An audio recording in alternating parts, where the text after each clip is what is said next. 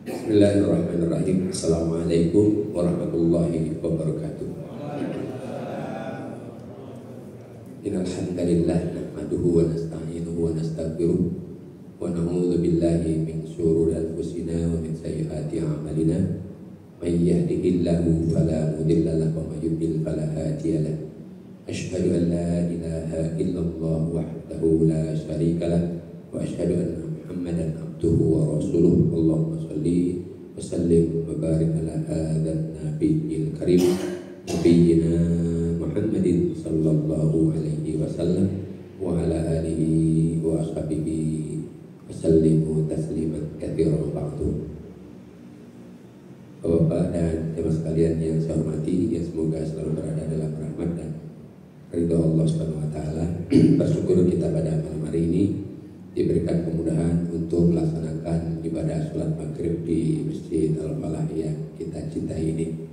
Mudah-mudahan langkah-langkah kaki kita semuanya dari rumah masing-masing sampai ke tempat ini telah menjadi saksi di hadapan Allah Subhanahu wa taala bahwa kita ini adalah orang yang istiqomah di dalam keimanan, di dalam ketakwaan, di dalam menyembah Allah Subhanahu wa taala, beribadah dengan memurnikan ketaatan kita kepadanya.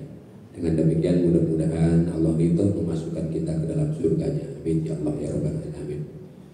Salam dan salam semoga selalu dicurahkan kepada qudwah hasanah kita semuanya, Nabi Muhammad Rasulullah sallallahu alaihi wasallam, dan kepada para keluarganya, para sahabat-sahabatnya, dan juga kepada seluruh pengikutnya sampai hari kiamat. Semoga telah kita mendapatkan syafaat beliau di yaumil qiyamah. Amin ya Allah ya Rabbal Alamin. Bapak-bapak dan jemaah sekalian yang saya hormati, yang semoga selalu berada dalam naungan rahmat dan keridhaan Allah, pada malam hari ini saya ingin menyampaikan tema hikmah, pelajaran dari Al-Quran yang menjelaskan tentang calon penghuni jahanam ingin menebus dirinya dengan seluruh harta kekayaannya.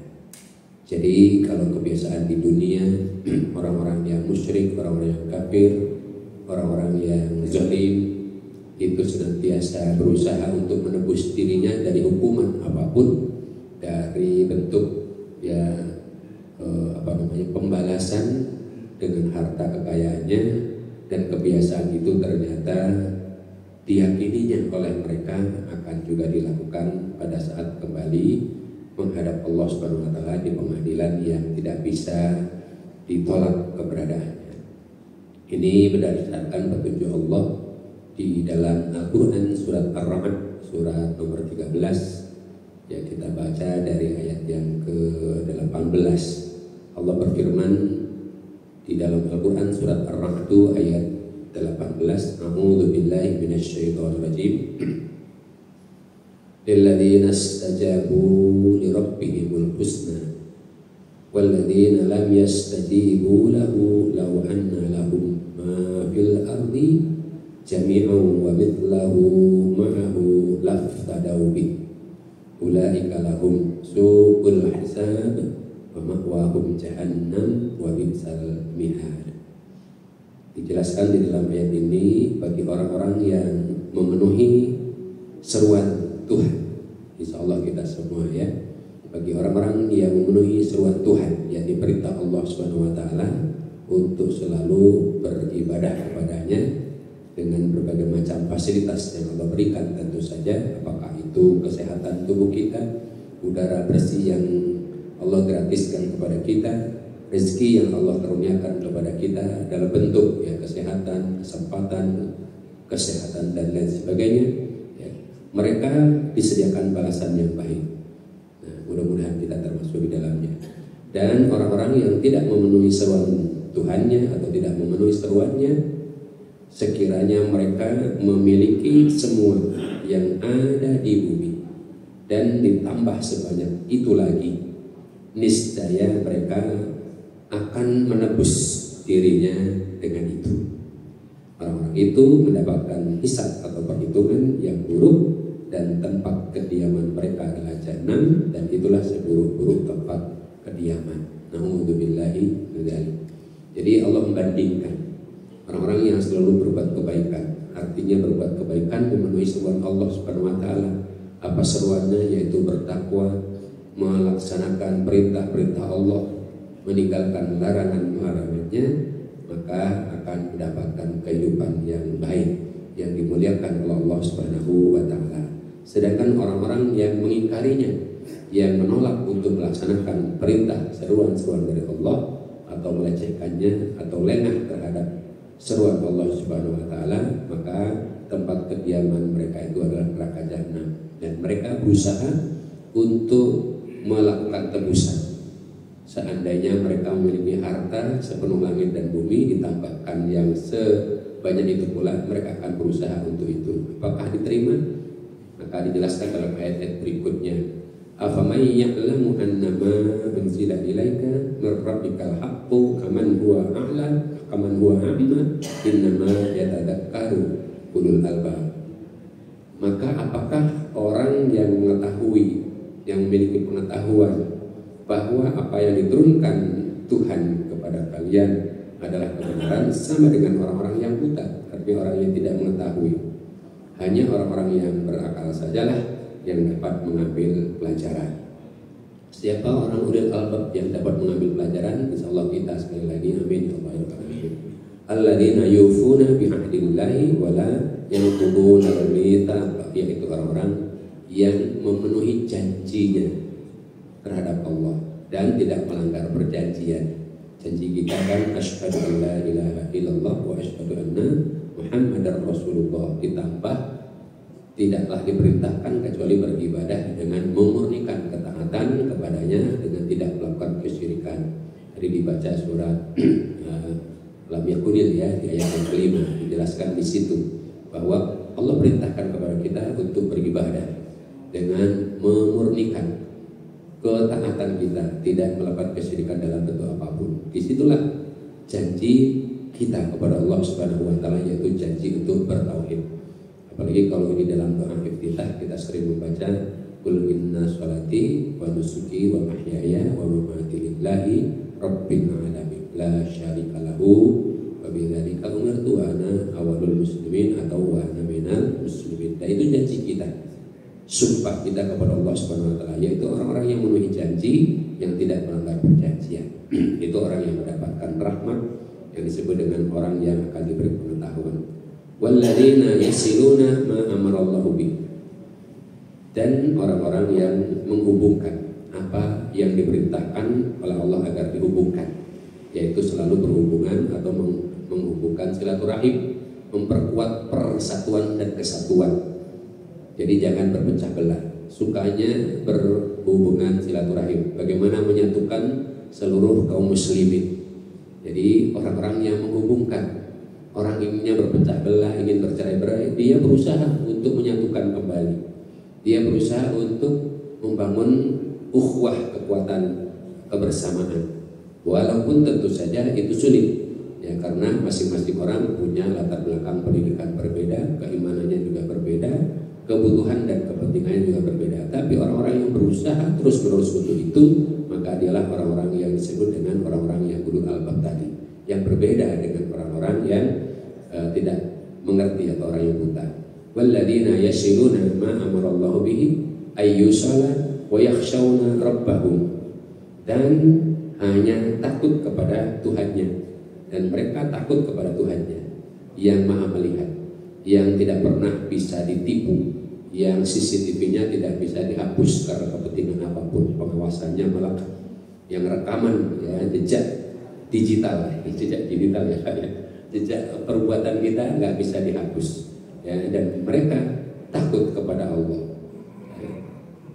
Kemudian yakhafuna su'al hisab, dan mereka takut kepada perhitungan, pertanggungjawaban hisab yang buruk.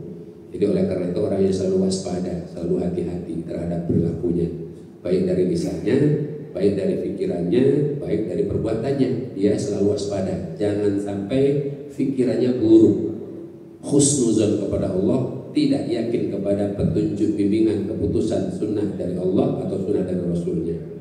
Itu pikirannya selalu baik, berusaha untuk meyakini, mengamalkan. meyakini, memahami, mengamalkan perintah-perintah Allah, petunjuk-petunjuk Allah, petunjuk-petunjuk Rasulullah SAW dengan sepenuh hati. Jadi motivasinya bukan untuk mendapat pujian siapapun, tetapi ingin mendapatkan wajah Allah, artinya keridhaan Allah Subhanahu wa Ta'ala. Mereka takut hanya kepada Allah dan takut kepada azab atau kepada hisab yang buruk tadi. Kalau perilakunya jelek, pikirannya jelek, lisannya buruk, apalagi akhlaknya, perbuatannya buruk. Nah, ini orang-orang yang ulul albab itu seperti itu. Kemudian ayat berikutnya, walladzina sabaru ibtigha'a wajhi rabbihim, dan orang-orang yang sabar karena mengharap wajah Allah, maksudnya keridhaan Tuhannya. Di sini wajhi rabbihim, wa aqamus shalah, dan tetap menegakkan salatnya, wa anfaqu mimma razaqnahum sirran wa alaniyah, dan berusaha untuk selalu menginfakkan sebahagian dari rezeki yang kami berikan kepada mereka secara sembunyi-sembunyi, tidak kelihatan, tidak diketahui orang, atau harus terang-terangan karena memang harus diketahui oleh orang lain. Wa alaniyah wa yadra'una bil hasanatis sayyi'ah, dan yang menolak kejahatan dengan kebaikan. Maksudnya menolak kejahatan ini tidak suka kalau ada kejahatan-kejahatan, maka dia berusaha untuk mencegahnya dengan bernasihat, dengan memberi peringatan, dengan mengajak orang lain untuk mencegah segala bentuk kejahatan tadi dengan kebaikan, dengan nasihat yang baik. Orang yang jahat biasanya karena kekurangan sesuatu, maka dia dibantu supaya tidak berbuat jahat, tidak berbuat kriminal. Atau kalau dia terpaksa mendapatkan kezaliman, maka dia hadapi dengan kebaikan, tidak membalas dengan membabi buta. Nah, disitulah dijelaskan ya, wa yadra'una bil hasanatis sayyi'ah ulaika lahum uqbad dar, mereka itulah yang akan mendapatkan kesudahan yang baik, kesudahan di dalam surga Firdaus, kesudahan di dalam rahmat Allah Subhanahu wa Ta'ala. Jadi keridhaan Allah tadi, siapa saja yang berusaha mengharap ridha Allah, maka Allah akan bantu, Allah akan bimbing, Allah akan kasih jalan, Allah akan kasih semangat untuk ke arah itu. Kan jelas sekali dalam surat Al-Ankabut ayat 65, ayat terakhir ya. Allah jelaskan di situ ya, walladzina jahadu fina lanahdiyanahum subulana wa innallaha lama'al muhsinin. Dan orang-orang yang bersungguh-sungguh, yang berjuang untuk mendapatkan keridhaan kami, mencari jalan untuk mendapatkan keridhaan kami, akan kami tunjukkan jalan-jalan itu.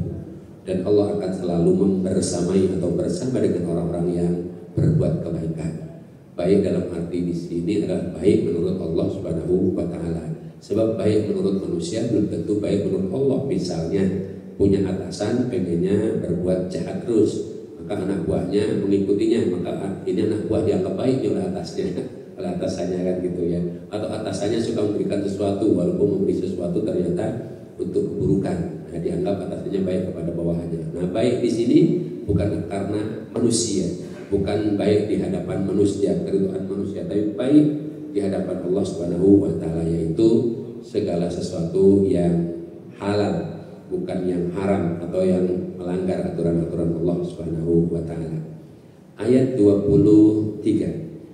Jannatu 'adnin yadkhulunaha wa man salaha min abaihim wa azwajihim wa dhurriyyatihim wal malaikatu yadkhuluna 'alaihim min kulli bab, yaitu surga Aden.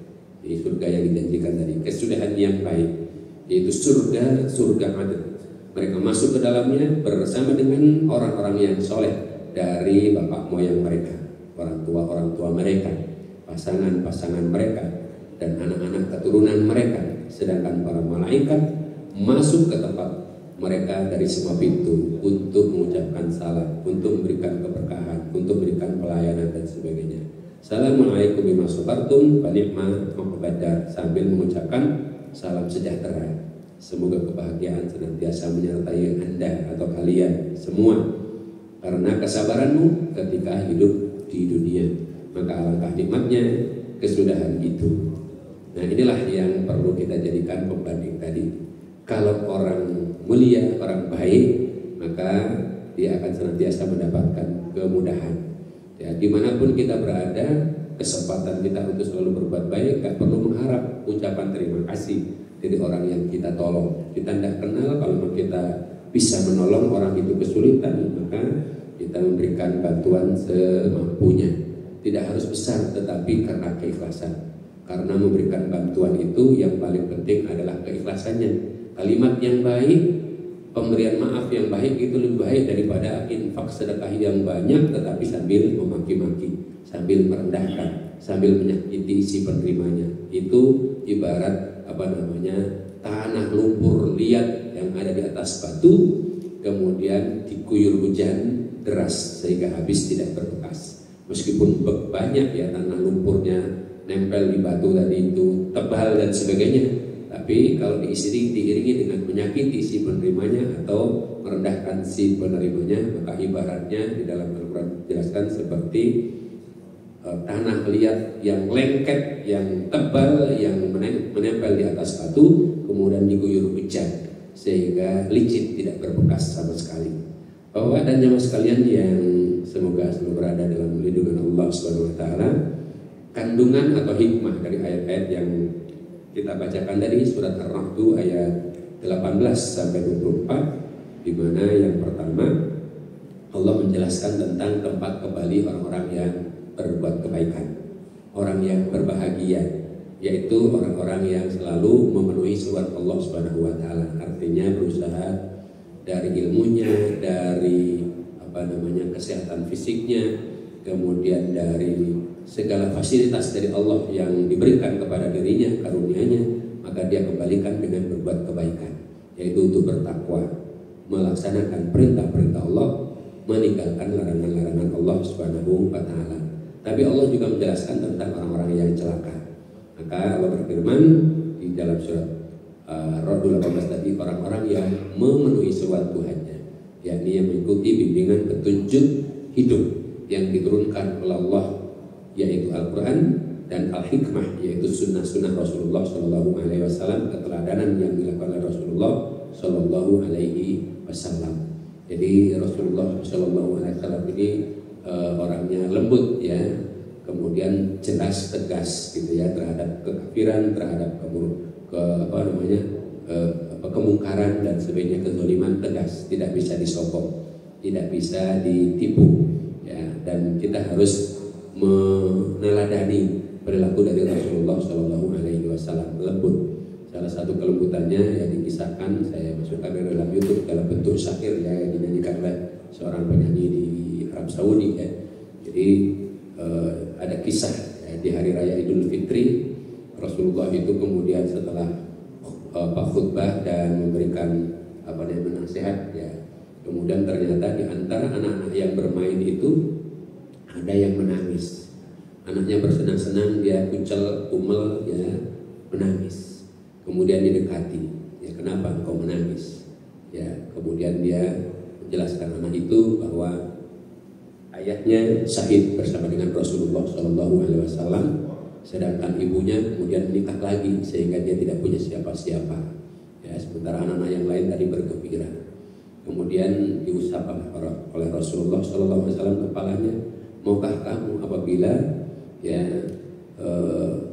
Rasulullah itu menjadi orang tuamu, kemudian Siti Aisyah menjadi ibumu, kemudian Fatimah Az-Zahra menjadi saudaramu, kemudian Ali bin Abi Thalib menjadi kakakmu, dan Hasan dan Husain menjadi sahabatmu. Maka dia baru tahu bahwa yang tadi menegur itu adalah Rasul. Tadinya dia marah, enak saja gitu kan. Yang lain marah pada ketawa-ketawa, saya menangis karena apa? Ayahku berjuang bersama Rasulullah, kemudian syahid. Kemudian saya nggak punya siapa-siapa karena ibuku sudah menikah lagi. Nah, maka kemudian Rasulullah menawarkan itu, baru dia terbelah. Ternyata yang membelai kepalanya yang tadi agak nanar, dia marah gitu ya, ternyata seorang Rasul. Maka dia pasti mau gitu kan. Maka diajaklah oleh Rasulullah SAW ke rumah beliau, minta kepada Siti Aisyah untuk memberikan pakaian yang layak pakai, kemudian diberi makan dan sebagainya. Setelah itu kemudian keluar lagi bermain dengan anak-anak yang lain, sudah dalam keadaan gembira, gak sedih lagi. Nah, anak-anak tadi yang melihat ya anaknya itu, bapak temannya tadi kucel gitu ya, terus nangis, sedih, tiba-tiba riang gembira, maka dia bertanya, apa yang menyebabkan kamu bisa berubah begini? Kamu kan tadi sedih, bukan kepalang gitu ya. Tapi kok tiba-tiba kamu menjadi anak yang gembira? Bagaimana mungkin aku tidak gembira? Karena ternyata aku diangkat sebagai anak oleh Rasulullah. Kemudian Siti Aisyah jadi ibuku, Fatimah Az-Zahra sebagai kakakku, bersama dengan Ali bin Abi Thalib, Hasan dan Husain sebagai sahabatku dan teman permainku. Kemudian mereka pada iri, seandainya orang tua kita gugur syahid bersama dengan Rasulullah, tentu kita juga akan diangkat seperti itu. Nah, itu kesedihan yang berubah menjadi bahagia. Contoh-contoh seperti itu luar biasa. Baru saja tadi saya melihat sebuah video ya di Serang, Banten. Ya, sebuah video 4 orang anak yatim. Ya, 4 orang anak yatim kemudian meninggal oleh ayahnya, ibunya menikah lagi. Kemudian ditinggallah itu 4 orang anak yatim. Yang pertama anak yang lebih besar itu ya kira-kira usia kelas 4 atau kelas 5 lah ya, perempuan. Kemudian yang kedua juga perempuan. Yang ketiga anak laki-laki. Terakhir yang kecil, yang paling kecil kira-kira yaitu mungkin sekitar 2 atau 3 tahun lah begitu ya, perempuan lagi. Nah, itu tidak ada yang mengurusi. Ya, tidak ada yang mengurusi, rumahnya rumah papan gitu ya, bolong-bolong, kemudian tempat tidurnya juga di lantai tanah dan sebagainya, hanya pakai aparat ikat. Nah, yang kayak gini perlu juga kita datangi, kita santuni. Saya tadi membaca sambil di pojok situ tadi mengalir air mata ini secara tidak langsung, dan kita punya ingin juga mengunjungi ya anak-anak seperti ini. Dan ini adalah contoh-contoh ya kenyataan yang terjadi di masyarakat kita. Masih banyak orang yang seperti ini. Maka kita berusaha untuk membantu sesuai dengan kemampuan kita. Nah, inilah yang disebut memenuhi kebutuhannya, berbagi.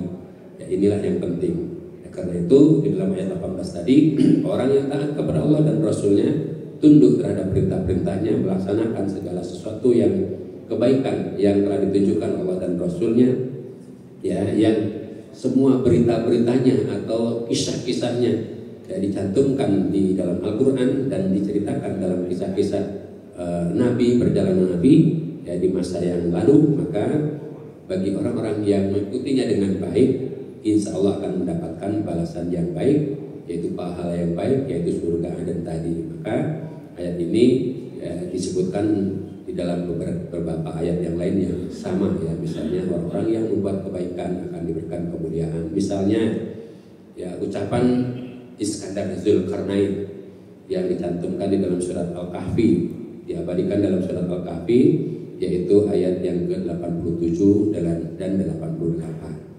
Zulkarnain berkata, qala amma man dzalama fasawfa nu'adzibuhu thumma yuraddu ila rabbih fayu'adzibahu adzaban nukhra.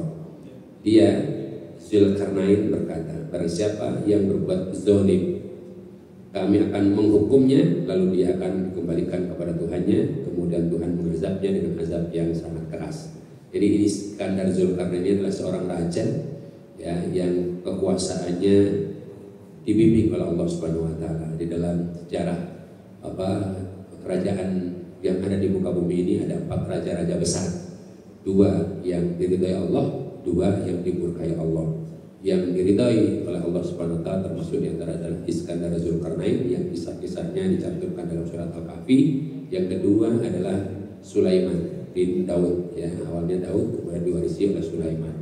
Itu raja-raja besar yang kekuasaannya ratusan tahun dan dibimbing oleh Allah Subhanahu wa taala. Maka Zulkarnain sebagai raja pernah mengatakan, barang siapa yang berbuat zalim, kami, kata raja itu ya, kata Iskandar Zulkarnain, akan menghukumnya.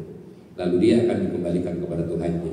Kemudian Tuhannya akan mengazabnya dengan azab yang keras. Artinya di dunia dapat hukuman, di akhirat dia juga akan mendapatkan hukuman kalau tidak bertobat.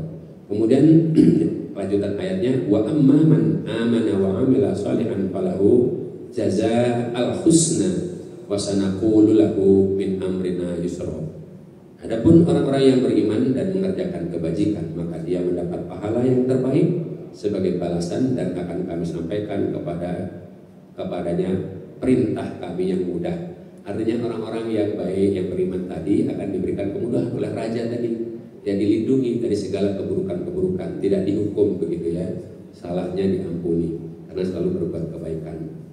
Bapak-bapak dan jamaah sekalian yang saya hormati, kemudian juga dicantumkan dalam surat Yunus surat nomor 10 ayat 26 ya, Allah mengatakan lilladzina ahsanul husna wa ziyadah wala yarhaqu wujuhahum qataru wala dhillah ulaika ashabul jannah hum fiha khalidun. Bagi orang-orang yang berbuat kebaikan ada pahala terbaik yaitu surga dan tambahan kenikmatan yang lainnya yaitu langsung bertemu atau melihat wajah Allah. Masya Allah ya, kalau kita bisa melihat wajah Allah, dan wajah mereka tidak ditutupi oleh debu hitam dan tidak pula dalam kehinaan. Mereka itulah penghuni surga yang akan kekal di dalamnya selama-lamanya. Itu pelajaran yang pertama. Maka mari kita mengambil pelajaran dari ayat ini, selalu berusaha untuk memenuhi seruan Allah Subhanahu wa taala. Seruan Allah itu kan diantaranya seruan azan ya, panggilan azan. Kemudian seruan ibadah haji, kemudian seruan untuk berinfak dan bersedekah. Kemudian dalam keadaan tertentu kalau harus terjadi seruan untuk berjihad, berperang, angkat senjata. Jadi jangan diem ya kalau misalnya harus berperang. Nah sekarang ini perangnya sebenarnya tidak angkat senjata, tapi perangnya adalah perang untuk mempersatukan kaum muslimin supaya berpihak. Ada keberpihakan. Kita ada di pihak mana? Begitu. Ada di pihak pengikut Allah, pengikut agama Allah, atau pengikut agama-agama yang lain. Jadi begitu. Perang zaman sekarang tidak pakai senjata, perang pemikiran, perang keberpihakan. Kita ada di pihak mana? Jadi begitu ya. Jadi seperti itu. Jadi panggilan Allah itu ada panggilan azan, panggilan haji, ya, panggilan sholat itu panggilan azan, panggilan sholat maksudnya panggilan berinfak, bersedekah, ya, dan berzakat. Kemudian panggilan untuk berjuang di jalan Allah, bersungguh-sungguh di jalan Allah. Nah itu adalah panggilan Allah yang harus kita taati.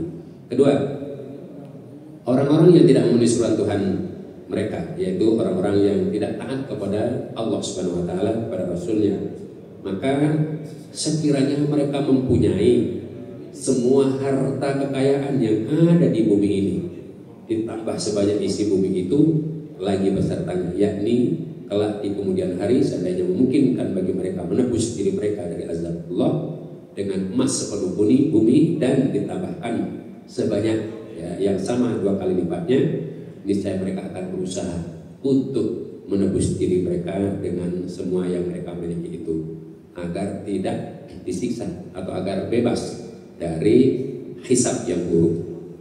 Akan tetapi hal itu tidak akan mungkin bisa dilakukan, tidak akan diterima oleh Allah Subhanahu wa taala, karena sesungguhnya Allah Subhanahu wa taala kelak di hari kiamat tidak mau menerima tebusan dan sogokan dalam bentuk apapun dari mereka yang telah lengah dalam kehidupan dunia terhadap segala sesuatu petunjuk bimbingan dari Allah Subhanahu wa taala.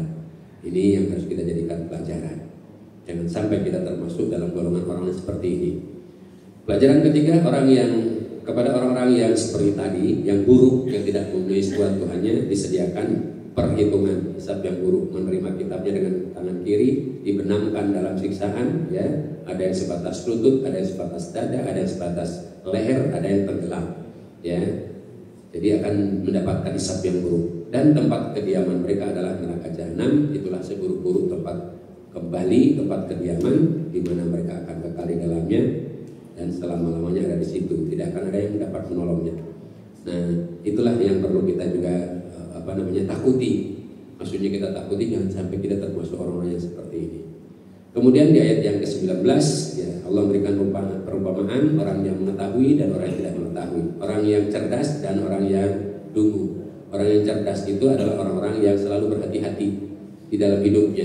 Dia punya ilmu sehingga paham dengan ilmunya itu Allah mengawasi kita loh, dimanapun kita berada, kita tidak pernah lengah dari pengawasan Allah loh. Pikiran kita, bisikan hati kita baru berniat Allah sudah tahu, gitu ya. Maka itu orang yang cerdas, orang yang cerdik, orang yang pandai, orang yang selalu waspada. Sementara orang yang bodoh adalah orang yang buta. Jadi meskipun ada kebenaran dia tidak melihat. Itu perumpamaan orang buta, ya. Meskipun ada sesuatu yang baik, dia tidak bisa melihat yang baik.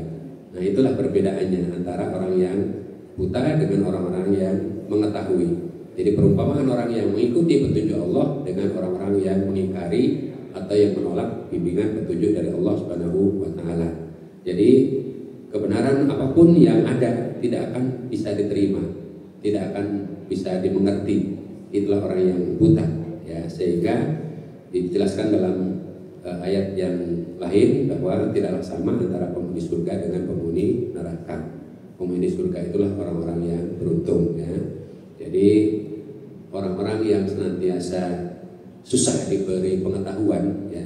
Sebab kalau orang sudah benci, sebenar apapun, ya, diberitahukan dengan dalil apapun, mukjizat apapun, nggak akan pernah terima.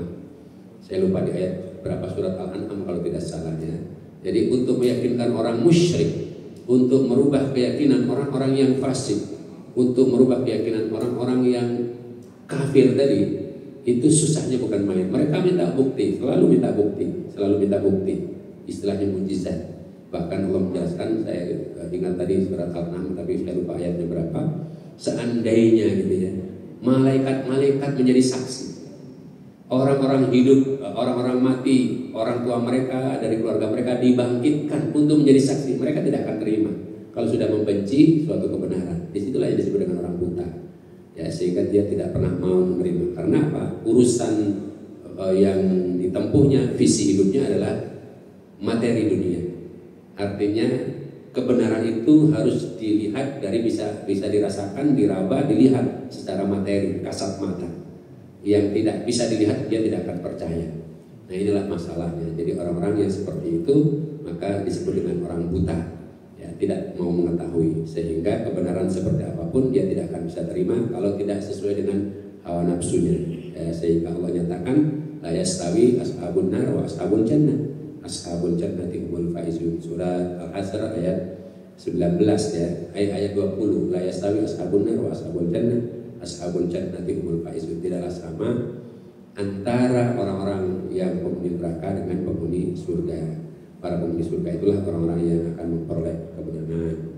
Bapak dan jemaah sekalian, pada masa Rasulullah perumpamaan orang yang buta itu disematkan kepada Abu Jahal, ya. Abu Jahal yang nama aslinya sebenarnya Amr ibnu Hisam, dan sebelumnya dijuluki Abul Hakam. Artinya bapaknya pengadil, ya, bapaknya pengadil yang memberikan hukum pengadilan atau penengah, gitu, ya. Awalnya disebut Abul Hakam, nama aslinya Amr ibnu Hisam. Tapi kenapa kemudian disebut Abu Jahal, orang yang paling bodoh, gitu, ya, bapaknya yang bodoh, bapak orang-orang yang bodoh. Jadi pada masa Rasulullah Amr bin Hisam ini disebut Abu Jahal. Padahal ini kerabat Rasulullah, ya, masih kerabat juga. Tapi karena hatinya yang selalu menolak, ditutup dari hidayah kebenaran, maka, ya, tidak mau kemudian bersyahadat, tidak mau bersaksi bahwa Rasulullah itu adalah utusan Allah. Dia bersaksi Allah itu penguasa, Allah itu ada, tapi tidak mau bersaksi bahwa Nabi Muhammad itu adalah utusan Allah, sehingga tidak mau diperintah oleh Rasulullah. Diajak sholat, diajak meninggalkan segala bentuk kejahiliahan, penyembahan kepada berhala-berhala, kemudian judi, mengundi nasib, dan lain sebagainya, tidak pernah mau.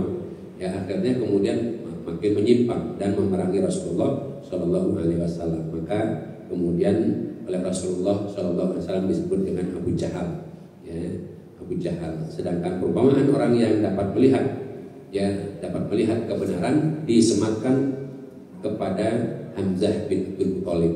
Hamzah bin Abdul Muthalib ini juga awalnya keras, tidak mau mengakui bahwa Rasul adalah utusan Allah. Tidak mau kemudian melaksanakan sholat dan sebagainya, nggak mau, gengsi, karena ini adalah pamannya, lebih tua, gitu, ya, masa ia diperintah sama anak, gitu, ya.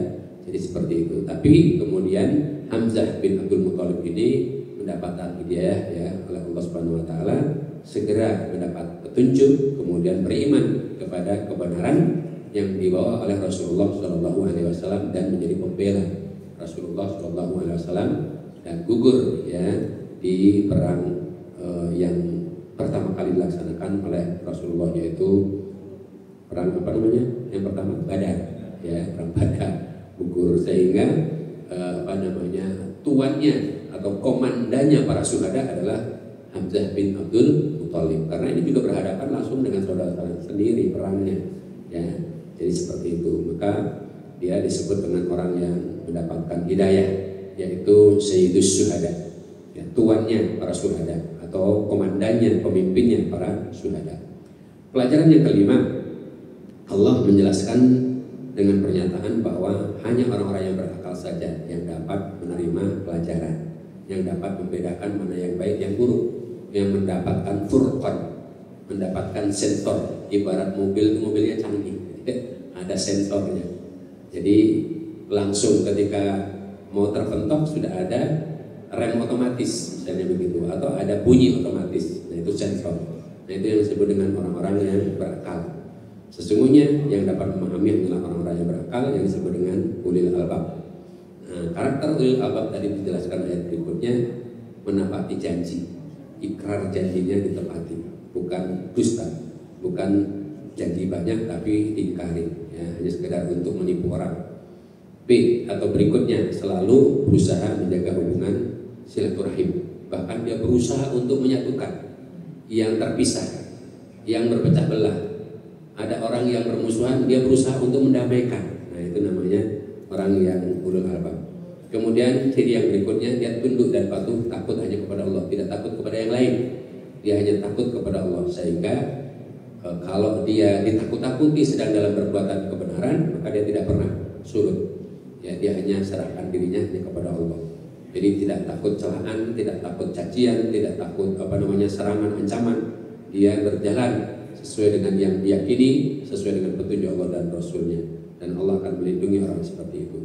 Yang keempat, cirinya, dia khawatir kalau dia kelak mendapatkan pertanggungjawaban amal yang buruk-buruk, maka dia selalu istighfar, introspeksi diri. Kita sudah pernah jelaskan ya, salah satu kewajiban tersembunyi yang bisa menyebabkan manusia itu paling bertakwa, dan insya Allah kita semua di dalamnya, insya Allah yang melaksanakannya, yaitu orang yang selalu iktisab diri, melakukan introspeksi diri sebelum tidur, sisihkan waktu untuk mengkoreksi.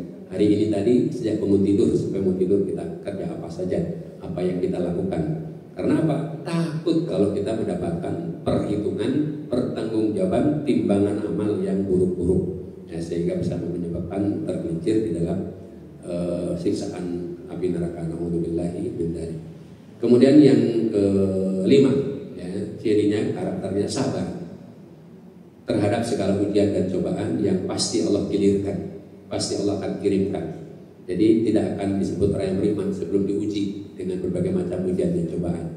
Ya para ustadz, para kiai, para pergerakan pejuang itu ujiannya banyak Pak, cuman nggak pernah ngomong aja. Ya, ujiannya banyak, nggak pernah ngomong aja, tapi dihadapi dengan lapang dada, ya, dihadapi dengan istiqomah, sabar. Ya, jadi nggak takut, tapi berusaha menghindari dengan upaya, dengan silaturahim, dengan pertemanan, dengan persahabatan, dengan teman-teman yang bisa memberikan advokasi, ya, dan sebagainya, diiringi dengan doa tentu saja. Nah kemudian yang keenam, menegakkan sholat, tidak pernah lupa sholatnya, dimanapun dia berada, ya, dia berjalan selalu ingin menegakkan sholatnya atau merasa diawasi oleh Allah Subhanahu Wa Taala. Ya, ciri-ciri orang yang selalu menegakkan sholat, dia berusaha dimanapun dia berada selalu menjaga wudhu.